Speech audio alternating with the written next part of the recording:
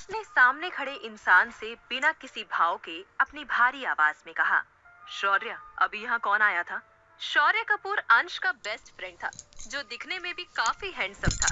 शौर्य ने कंफ्यूज होते हुए कहा, कौन? यहाँ कौन आया था? मैंने तो किसी को नहीं देखा। उसने ये कहा ही था कि उसे अंश के हाथ में सफेद रंग का कपड़ा दिखा। वो उसके पास आकर उसके हाथ से उस कपड़े को लेते हुए बोला, ये क्या है? वो उसे देखते हुए आगे बोला, दिखने में तो किसी लड़की का दुपट्टा लग रहा है, ये तेरे पास कैसे आया? अंश ने घूरते हुए उससे दुपट्टे को छीन लिया और दरवाजे की तरफ देखने लगा। उसे उस दुपट्टे से एक अलग ही खुशबू का एहसास हो रहा था, जो उसने कभी महसूस नहीं किया था। वो खुशबू उसके दिमाग और उसकी सांसों में बस चुकी थी। शौर्य कुछ याद करते हुए बोला, शायद ये उसी लड़की का होगा जिससे मैं कुछ मिनट पहले टकराया था। मैंने देखा था, उसने भी व्हाइट कलर का सूट पहना था और वो बहुत घबराई हुई थी। अंश ने उसकी आंखों में चमक के साथ देखते हुए कहा, कौन सी लड़की? शौर्य ने अपनी आंखों को मटकाते हुए कहा, कौन सी लड़की? वाह, बहुत इंटरेस्ट लिया जा रहा है उसके ऊपर। कहीं तुम्हारा दिल तो नहीं आ गया उस पर? फिर उसने अपने मुंह पर हाथ रख लिया और ड्रामेटिकली बोला, आह, कहीं तुमने ही तो उसके साथ कुछ ऐसा वैसा नहीं किया जिससे वो घबरा कर भाग रही थी? अंश ने चिढ़ते हुए उसे देखा और तकिया उठाकर उसकी तरफ फेंका, तो शौर्य ने उसे कैच कर लिया। इधर सोना भागकर लॉबी में आई। वो इतनी तेज भागी थी कि उसकी सांसें उखड़ने लगी। उसने अपने सीने पर हाथ रखा और लंबी लंबी सांसें लेने लगी। तभी उसे एहसास हुआ कि उसके गले में उसका दुपट्टा नहीं है। वो इधर उधर देखते हुए बोली, शायद कहीं गिर गया। तभी किसी ने उसके कंधे पर हाथ रखा, जिससे सोना हड़बड़ा गई। उसने पीछे देखा तो उसके सामने एक लड़की खड़ी थी। उस लड़की ने कहा, सोना, तू यहाँ क्या कर रही है? वो भी इतनी रात को? तेरी शिफ्ट तो खत्म हो गई थी ना? सोना ने उसे देखा और उसका हाथ पकड़कर कहा, माही, अच्छा हुआ तुम हमें मिल गई। हम तुम्हारे पास ही आ रहे थे। हमें तुम्हारी मदद चाहिए। वो वो छोटे को चोट लगी है और सर्जरी के लिए 6 लाख रुपए की जरूरत है। प्लीज हमारी मदद कर दो। ये सुनकर माही हैरान हो गई। वो सोना की सबसे अच्छी दोस्त थी और इसी हॉस्पिटल में उसके साथ काम करती थी। उसे सोना और उसके भाई के बारे में सब कुछ पता था। उसने अपने चेहरे पर परेशानी के भाव लाते हुए कहा, हो गॉड सोना, तुम मुझे ये कब बताने वाली थी? चलो, हम अभी फीस जमा करते हैं। सोना उसके गले लगते हुए बोली, thank you Mahi, thank you so much. Mahi ने उसे खुद से अलग करके कहा, तू मुझे बाद में थैंक्स कहना, अब चल। फिर वो दोनों रिसेप्शनिस्ट के पास आ गई। उन दोनों में से कोई कुछ कहता उससे पहले रिसेप्शनिस्ट ने कहा, क्या आप वही हो जो अपने भाई को यहाँ लेकर आई हैं? सोना ने हाँ में सिर हिलाते हुए कहा, जी, हमें सर्जरी की फीस जमा करनी है। रिसेप्शनिस्ट ने कहा, ओ मैम, आपको फीस जमा करने की जरूरत नहीं है, क्योंकि फीस पहले ही जमा हो चुकी है। सोना ने ये सुना तो हैरान हो गई। उसने हैरानी से पूछा, फीस जमा हो गई? पर कैसे? हमने तो जमा नहीं की। रिसेप्शनिस्ट ने कहा, अभी अभी वो फीस जमा करके यहाँ से गए हैं। इतना कहकर उसने गेट की तरफ इशारा किया। फिर गेट की तरफ ही इशारा करते हुए आगे बोली, शायद वो रहे, वो व्हाइट शर्ट वाले आदमी ने आपकी फीस जमा की है। सोना ने उस तरफ देखा जहाँ से एक आदमी बाहर की तरफ जा रहा था। सोना जल्दी से उसके पीछे भागी, पर तब तक वो आदमी कार में बैठकर चला गया। सोना बस उसकी पीठ को ही देख पाई थी। सोना उस इंसान को जाते हुए देख रही थी जिसने उसकी मदद की थी। सोना ने उसका चेहरा नहीं देखा, पर उसने उस कार को देखकर पहचान लिया था। ये वही इंसान था जिसने पहले आदित्य को हॉस्पिटल लाने में उसको मदद की थी और अब उसके भाई की सर्जरी के लिए हॉस्पिटल बिल भी चुका दिया था। ये सब सोचकर सोना ने खुद से कहा, वो चले गए, हम इस बार भी उन्हें थैंक्स नहीं कह पाए। उन्होंने आज हमारी 2 बार मदद की। इतना कहकर उसने अपने लिप्स को बाइट किया। तभी माही ने पीछे से आकर उसके कंधे पर हाथ रखते हुए कहा, सोना, क्या तू उसे जानती है? सोना ने नहीं में सर हिलाते हुए कहा, नहीं, हम उन्हें नहीं जानते, पर वो हमारे लिए किसी फरिश्ते से कम नहीं है। सोना खुश थी कि अब उसके भाई का इलाज वक्त पर हो जाएगा। तभी उसे कुछ याद आया। वो इस बारे में तो भूल ही गई थी। उनका कोट। वो इधर उधर देखने लगी, पर उसे वो कोट नजर नहीं आया। उसने कहा, शायद वो ओटी के बाहर ही छूट गया है। वो माही को पीछे छोड़कर भागते हुए ओटी के पास पहुंची। वहां पहुंचकर उसने राहत की सांस ली जब उसे वो कोट उसी बेंच पर दिखा जहां वो कुछ देर पहले बैठी हुई थी। उसने जल्दी से उसे उठाकर कहा, थैंक गॉड, ये यही है, जरूर इसमें कुछ मिलेगा। इतना कहकर वो कोट को आगे पीछे करते हुए उसके पॉकेट में कुछ ढूंढने लगी। माही जो उसके पीछे आई थी, उसने उसे कोट के साथ ऐसा करते देखा तो पूछा, सोना ये तू क्या कर रही है, क्या देख रही है इसमें? तभी सोना ने कहा, मिल गया। सोना के हाथ कुछ लगा था, वो उसे देखने लगी। वो एक बिजनेस कार्ड था, उसमें लिखा था द केएस एंटरप्राइज। उसके नीचे एक एड्रेस और फोन नंबर भी लिखा हुआ था। उसने माही से कहा, ये कोट उन्हीं का है जिन्होंने हमारी इतनी मदद की है, और ये बिजनेस कार्ड भी शायद उन्हीं का होगा। कल सुबह हम उनसे मिलकर उन्हें पर्सनली थैंक्स कहेंगे। ये सुनकर माही ने हाँ में सर हिलाया। लगभग 1-1.5 घंटे की लंबी सर्जरी के बाद डॉक्टर ओटी से अपना सर्जरी मास्क निकालते हुए बाहर आए। सोना और माही ने उन्हें देखा तो खड़े हो गए। डॉक्टर ने कहा, सर्जरी सक्सेसफुल रही, 24 घंटे में उसे होश आ जाएगा। कुछ देर बाद उसे नॉर्मल वार्ड में शिफ्ट कर दिया जाएगा, उसके बाद तुम उससे मिल सकती हो। ये सुनकर सोना ने राहत की सांस लेते हुए कहा, thank you doctor, thank you so much. Doctor ने उसे एक स्माइल देते हुए कहा, नाउ एक्सक्यूज मी। इतना कहकर डॉक्टर वहां से चले गए। कुछ देर बाद 2 वार्ड बॉय आदित्य को स्ट्रेचर से वार्ड में ले गए। सोना और माही भी उनके पीछे पीछे आ गए। सोना आदित्य के बेड के पास बैठ गई। उसने आदित्य का हाथ पकड़कर कहा, तू जल्दी से ठीक हो जा छोटे, हमसे तुझे ऐसे नहीं देखा जा रहा। ये कहकर वो रो पड़ी। माही ने उसे समझाते हुए कहा, तू इस तरह रोएगी तो तेरी भी तबीयत खराब हो जाएगी सोना, फिर आदित्य को कौन संभालेगा? माही ने अपने जेब से रुमाल निकालकर सोना को दिया, तो सोना ने उसे लेकर अपने आंसू साफ किए। माही ने उसे अपने गले से लगाकर कहा, सब ठीक हो जाएगा, और डॉक्टर ने भी तो यही कहा है ना कि आदित्य को 24 घंटे में होश आ जाएगा, फिर तू किस बात की टेंशन ले रही है? जवाब में सोना ने कुछ नहीं कहा। माही ने अपनी कलाई घड़ी में वक्त देखा तो उसमें रात के 3 बज रहे थे। ये देखकर उसने सोना से कहा, सोना अब तुझे भी आराम करना चाहिए, रात काफी हो गई है। सोना ने हाँ में सर हिलाते हुए कहा, हाँ अब तू भी घर जा, तेरी माँ तेरे लिए परेशान हो रही होंगी। हम यहाँ आदित्य के पास हैं, सुबह मिलते हैं। माही ने कहा, यार मैं तुझे अकेले छोड़कर कैसे जा सकती हूँ? सोना ने कहा, हम ठीक है माही, अब तुम जाओ। माही ने एक बार फिर से सोना को अपने गले से लगाकर कहा, अपना ध्यान रखना। इतना कहकर वो चली गई। सुबह 7 बजे अंश कमरे में बेड से टिक कर बैठा था। उसके चेहरे पर कोई भाव नहीं थे। उसका चेहरा एकदम सख्त था, पर पता नहीं क्यों उसके मन में अजीब सी बेचैनी थी, जिसे वो अपने चेहरे पर नहीं लाना चाहता था। उसके तकिए के पास अब भी वो सफेद रंग का दुपट्टा था, जो कल रात सोना से वहां पर छूट गया था। अंश अपनी गहरी सोच में गुम था कि तभी शौर्य उसकी रिपोर्ट लेकर कमरे में आया। अंश ने उसे देखकर पूछा, क्या कुछ पता चला? कौन थे वो लोग जिसने कल रात मुझ पर हमला किया था? शौर्य ने एक आह भरते हुए कहा, हाँ, वे लोग तुम्हारे राइवल मिस्टर बंसल के लोग थे, और उनके साथ हमारा एक आदमी भी मिला हुआ है। तुम कल क्लब में अकेले थे, इस बात का फायदा उठाकर उन्होंने तुम पर हमला किया था। But their bad luck that you are still alive. आज तक तुम्हें कोई मार पाया है भला? शौर्य ने कहा तो अंश के होठों पर तिरछी स्माइल आ गई। उसने मुस्कुराते हुए कहा, बहुत अच्छे, अब मैं उन्हें दिखाता हूँ अंश रायजादा से उलझने का क्या अंजाम होता है। शौर्य ने धीरे से कहा, तू कभी नहीं सुधरेगा। इतना कहकर उसने अपना सर हिला दिया। तभी अंश ने कहा, वैसे क्या मिस्टर खुराना से बात हुई डील को लेकर? शौर्य ने कहा, हाँ, मिस्टर खुराना सुबह 11 बजे तुमसे मीटिंग करना चाहते हैं, पर मुझे नहीं लगता तुम्हें इस हाल में मीटिंग अटेंड करनी चाहिए। अंश उसकी बातों को पूरी तरह से इग्नोर करते हुए बोला, ठीक है, 11 बजे की मीटिंग फिक्स करो, उसके बाद हम दिल्ली जाएंगे। वैसे भी मेरा इस जगह पर दम घुट रहा है। तभी एक नर्स जिसने हॉस्पिटल की यूनिफॉर्म पहनी थी, वो अंदर आई।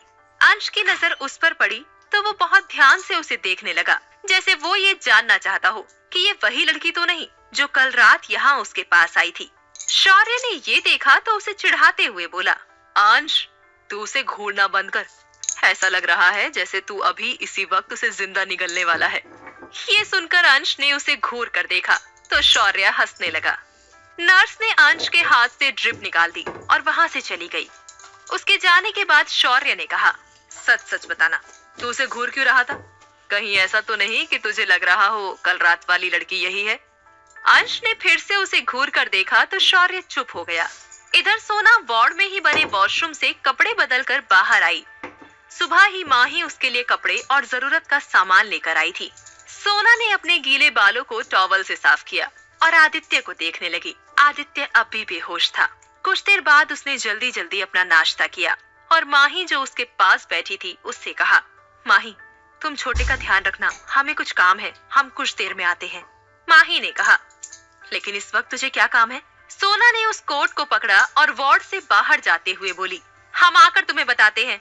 इतना कहकर वो चली गई। लगभग 9 बजे वो एक बड़ी सी बिल्डिंग के सामने खड़ी थी। उस बिल्डिंग के ऊपर बड़े बड़े अक्षरों में लिखा था, द KS एंटरप्राइज। सोना गेट से अंदर आ गई। रिसेप्शनिस्ट ने उसे देखा तो उससे पूछा, ma'am how can I help you? सोना अपने हाथ में पकड़े बिजनेस कार्ड को रिसेप्शनिस्ट को दिखाते हुए बोली, जी हम यहाँ इनसे मिलने आए हैं, क्या आप बता सकते हैं ये हमें कहाँ मिलेंगे?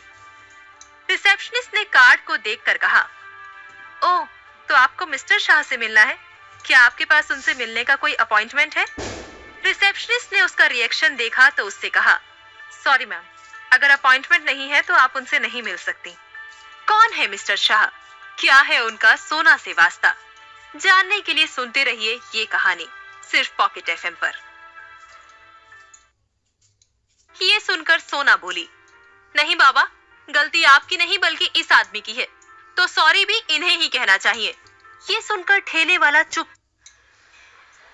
सोना ने रिसेप्शनिस्ट से रिक्वेस्ट करते हुए कहा, हमें उनसे बहुत जरूरी बात करनी है मिस, प्लीज एक बार हमें उनसे मिलने दीजिए। सोना उससे जिद करते हुए आगे बोली, प्लीज मिस, हमें उनसे बहुत जरूरी बात करनी है। रिसेप्शनिस्ट ने सोना की जिद के आगे हार मान ली और गहरी सांस लेते हुए कहा, ओके, मैं सर से बात करके आपको बताती हूँ।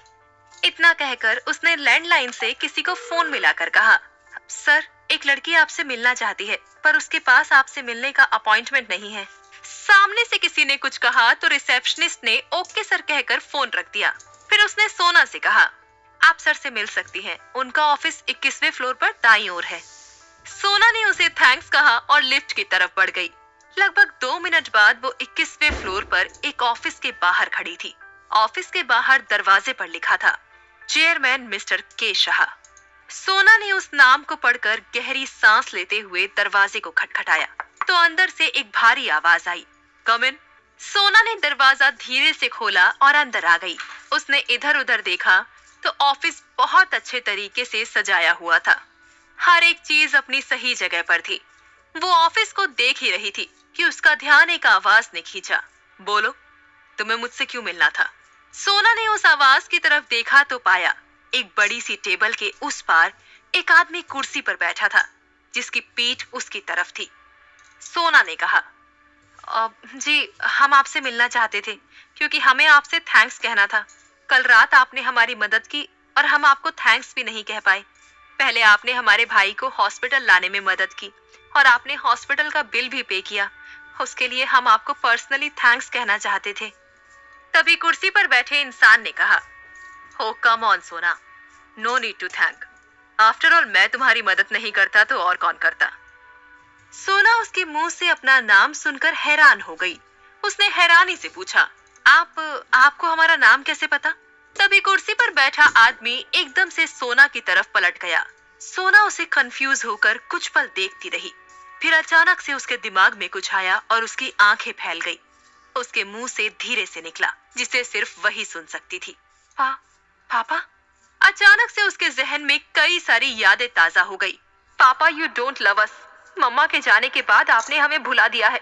आई hate you mister Kabir Shah, you are a selfish man. इस तरह के शब्द उसके कान में गूंजने लगे। उसके सामने खड़ा वो शख्स कोई और नहीं बल्कि उसके पिता कबीर शाह थे। कबीर शाह दिल्ली के साथ इंदौर के भी मशहूर उद्योगपति थे। उनकी सबसे बड़ी फूड फैक्ट्री दिल्ली में थी और वो अपने परिवार के साथ दिल्ली में रहते हैं। सोना की माँ जब सोना 8 साल की थी तब एक बीमारी के चलते चल बसी थी। उसके बाद कबीर ने दूसरी शादी कर ली थी। सोना की स्टेप मॉम उसे हर रोज परेशान करती थी और कबीर भी उसके और उसके छोटे भाई के ऊपर ज्यादा ध्यान नहीं देते थे। सोना जब 10 साल की थी तब वो आदित्य को लेकर घर से चली गई और कबीर ने भी उसे रोकने की कोशिश तक नहीं की। 13 साल बीत गए थे इस बात को। और आज वो एक बार फिर से एक दूसरे के सामने थे। कबीर के बाल अब थोड़े सफेद हो गए थे और उनकी आवाज में भी काफी बदलाव आ गया था, इसलिए सोना उसे पहली मुलाकात में पहचान नहीं पाई। सोना अब भी उसी तरह हैरान खड़ी अपने पिता को देख रही थी। उसने अपने हाथ में कोट को कसकर पकड़ रखा था। कबीर मुस्कुराते हुए सोना के सामने आकर खड़े हो गए। फिर उन्होंने सोना से कहा, कैसी हो बेटा? मैंने तुम्हें बहुत मिस किया। इतना कहकर सोना को अपने गले से लगा लिया। सोना की आंखें आंसुओं से भर गई थी और उसका दिल तेजी से धड़क रहा था। कुछ पल बाद उसने कबीर को खुद से दूर धक्का देते हुए कहा, आपको कोई गलतफहमी हो रही है मिस्टर शाह, हम वो नहीं हैं जो आप समझ रहे हैं। ये सुनकर कबीर ने कहा, ओ कम ऑन सोना, तुम किससे झूठ बोल रही हो? मैंने तो तुम्हें कल रात को ही पहचान लिया था जब तुम मेरी कार में बैठी थी। मैंने तुम्हारे गले में वो तुम्हारी माँ का लॉकेट देखा था। उसकी बात सुनकर सोना ने अपना चेहरा सख्त करते हुए कहा, अगर हमें पता होता हम जिससे मदद ले रहे हैं वो आप है मिस्टर कबीर शाह, तो यकीन मानिए हम कभी ऐसा नहीं करते। हम आपसे आज भी उतनी ही नफरत करते हैं जितनी 13 साल पहले करते थे। कबीर ने कहा, इसलिए मुझे तुम्हारे सामने आने से डर लग रहा था। अगर मैंने उस वक्त तुम्हें अपने बारे में बता दिया होता तो तुम कभी भी मुझसे मदद नहीं लेती, चाहे तुम आदित्य को मरने के लिए छोड़ देती। सोना ने ये सुना और अपना चेहरा दूसरी तरफ मोड़ लिया। कबीर ने उसे कंधों से पकड़कर उसे अपनी तरफ घुमाते हुए कहा, मैं जानता हूँ तुम मुझसे बहुत नाराज हो, पर मैं तुमसे बहुत प्यार करता हूँ बेटा। तुम्हें नहीं पता मैंने तुम्हें ढूंढने में दिन रात एक कर दिया था, पर तुम मिली तो कैसे? इस हाल में अब मैं तुम्हें कहीं जाने नहीं दूंगा। मैं तुम्हें और आदित्य को मेरे साथ दिल्ली ले जाऊंगा। तुम्हें मेरे रहते इतना सफर करने की जरूरत नहीं है सोना। सोना ने उसकी बातों को पूरी तरह से इग्नोर करते हुए कहा, आई थिंक अब हमें चलना चाहिए। हम यहाँ आपको थैंक्स कहने आए थे मिस्टर शाह, और आपने जो हमारे भाई के इलाज के लिए बिल पे किया उसे हम जल्द ही आपको लौटा देंगे। उसने इतना कहा और कोच को कबीर की तरफ बढ़ा दिया। कबीर ने उसके हाथों को देखा, फिर अपने चेहरे पर निराशा के भाव लाते हुए कहा, तुम अभी भी उतनी ही जिद्दी हो जितनी 13 साल पहले थी, बिल्कुल भी नहीं बदली। ये सुनकर सोना ने कहा, हमारे पास आपकी बकवास बातें सुनने का वक्त नहीं है मिस्टर शाह। इतना कहकर वो कोच को कबीर के हाथ में पकड़ा कर चली गई। उसके जाने के बाद कबीर ने अपने हाथ में पकड़े कोट को देखा और उसे जमीन पर पटकते हुए कहा, ये कभी मेरी बात नहीं मानती। आई थिंक अब मुझे ही कुछ करना होगा।